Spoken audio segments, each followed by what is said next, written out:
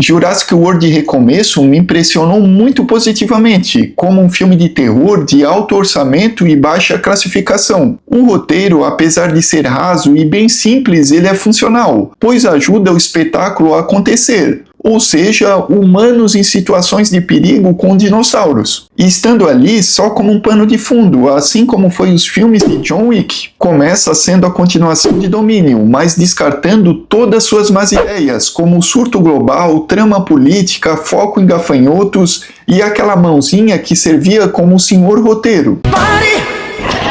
E pra mim, tudo isso sendo jogado fora, o filme já me ganhou muitos pontos, porque estava bem perdido. O filme já se inicia com o recrutamento de um CEO da indústria farmacêutica, que está desenvolvendo um remédio revolucionário que vai extinguir doenças cardiovasculares. Mas para desenvolver esse remédio precisa do DNA de 3 dinossauros. O Mosasauro, que é o maior dinossauro aquático, o Titanossauro, o maior terrestre, e o Quetzalcoatlus, que é o maior voador, e tudo isso em uma ilha infestada de dinossauros. E aqui também já foi a base secreta onde aconteceu a alteração genética em dinossauros para o Jurassic World. E a trama é basicamente essa, os personagens em um cenário hostil tendo 3 objetivos como se fossem fases de um videogame. E aqui no meu canal, que inclusive fala de videogames também, com foco no terror, para você ficar muito bem informado e passar de fase, não se esqueçam de deixar o like e se inscreverem.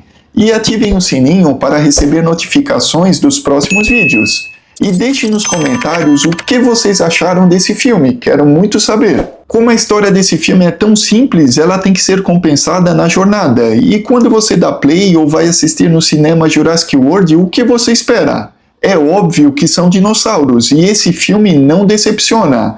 Tendo momentos de ação que duram bastante tempo, cenas tensas, é extremamente divertido e tem ótimos enquadramentos. E o CGI dos dinossauros são simplesmente fantásticos. Eu que me incomodo muito com CGI, nesse filme aqui eu fiquei fascinado. Por vezes o que incomoda são as telas verdes, como os cenários. Principalmente numa cena que estão descendo de rapel. Mas como eu disse, na ação é simplesmente uma beleza, digna de aplaudir de pé. A cena em que a protagonista Zora está na proa de um barco, atirando em um mosasauro, é simplesmente fantástico, inspirada em Tubarão. É pura aventura e perigo, com os dinossauros querendo abocanhar todos.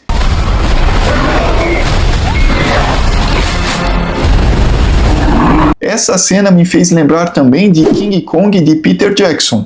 E uma outra cena em que envolve 2 titanossauros com caudas gigantes é mais contemplativa, envolvendo mais fascínio, admiração e o tema de John Williams torando, é muito emocionante. É um momento de calmaria e é fantástico, é a magia em que o cinema pode nos proporcionar. As caudas dos dinossauros desenhando pela tela é uma cena poética que evoca emoções.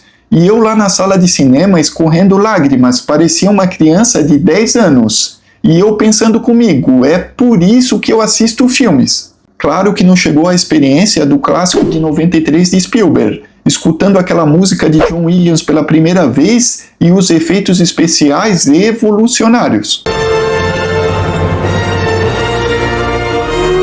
Mas mesmo assim foi eficiente e uma ótima homenagem. Mas o que não se compara com o original na eficiência são o núcleo de personagens. Godzilla Minus One foi elogiado por ter ótimos personagens, então Jurassic Park de 93 é o quê? Todos os personagens lá são simplesmente fantásticos. E quando eu falo todos, é todos mesmo. Os personagens, eles não são parados, todos têm sua curva de aprendizado e evolução, transbordam carisma e são importantes para a trama. E falando nela, a trama dos personagens em que envolve paternidade é simplesmente incrível. Em Recomeço, todos, sem exceção, são rasos. E você deve estar aí se perguntando, poxa, gastam 180 milhões em um filme e não conseguem escrever um bom personagem? E a resposta para isso é tempo. O roteirista, que é o mesmo do original, que também já desenvolveu ótimos roteiros, não teve tempo suficiente para escrever esse aqui, porque a Universal, vendo o sucesso dos 3 anteriores, todos chegando a 1 bilhão, acelerou o máximo desse aqui para lançar logo. Olá, eu gosto de dinheiro! Scarlett Johansson tem um carisma natural e compra como uma personagem de ação, Mas a sua personagem, Zora, uma mercenária, é muito rasa e a sua curva de aprendizado acontece do nada, não sendo tão convincente como devia ser. E Jonathan Bailey, como cientista, após Wicked, ele se mostra de novo como um ótimo ator, mas de novo personagem raso. Zora falando de seus dramas para o personagem Mahershala Ali, Duncan, e ele rebatendo para ela com uma musiquinha dramática de fundo, é a tosquice no seu máximo, e é tudo, como eu disse, muito raso. Mas o maior erro do núcleo humano é uma família que não tem treinamento militar. Elas não têm motivo nenhum de estar no filme, praticamente não tem história, elas estão ali só para colocar mais situações de perigo. Todos eles são muito fracos, mas o personagem que faz o namorado, chamado Xavier, é o estereótipo do folgado e é extremamente bobo e sem graça, tirando parte do terror do filme, e uma cena em que ele está em perigo e ele faz uma piada é deslocado e sem graça. E falando no terror, estão em praticamente todas as cenas em que envolvem os dinossauros, trazendo de volta aquele clima do clássico original do Spielberg, que também inspirou muito o filme Um Lugar Silencioso. A cena do T-Rex nadando na água e envolvendo um bote é simplesmente incrível. E outra parte que tem muita tensão, que também gostei bastante, é no mercado, indo até a sua reta final. O foco aqui é humanos em perigo, tirando aquelas batalhas de dinossauro, decisão que me agradou demais. E enfim, essa franquia trouxe os dinossauros como animais, e não como monstros sanguinários que fazem de tudo para dilacerar todos. Como por exemplo o T-Rex, ele é um animal pré-histórico de 6 metros de altura e carnívoro. É claro que ele vai enxergar os humanos como presas, mas ele também não vai atravessar o mundo para pegar eles. Ele é um animal que segue com a sua vida, e isso ficou muito legal nesse filme. Após alguns momentos bobos no filme, depois da cena do titanossauro, o filme cresce demais, até a sua reta final, em que tem o T-Rex. Ele é imponente e extremamente perigoso. O seu design lembra até do xenomorfo e do cachorro cururu. Cachorro feio da desgraça, velho. Vai pra lá, cachorro cururu. Vai pra lá, peste.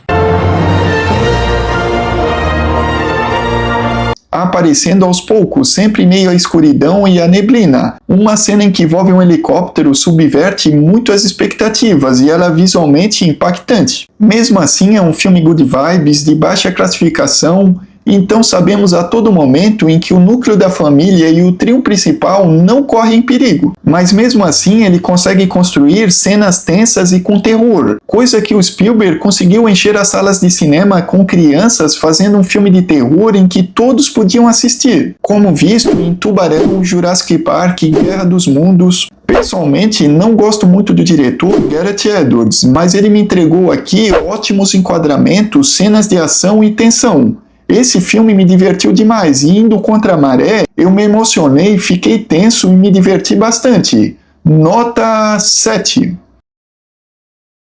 Se eu fosse na onda da crítica que tanto falou mal desse filme, eu ia deixar de assistir ele e eu ia perder uma das melhores experiências do ano. Então, continuem assistindo críticas, mas não usem como um fator determinante de você assistir ou não algum filme. Porque gosto é pessoal e a arte é mais pessoal ainda. Então seria isso, pessoal. Aqui no meu canal, Tela Maldita, você fica muito bem informado sobre filmes e games de terror. Então não se esqueçam de deixar o like e se inscreverem.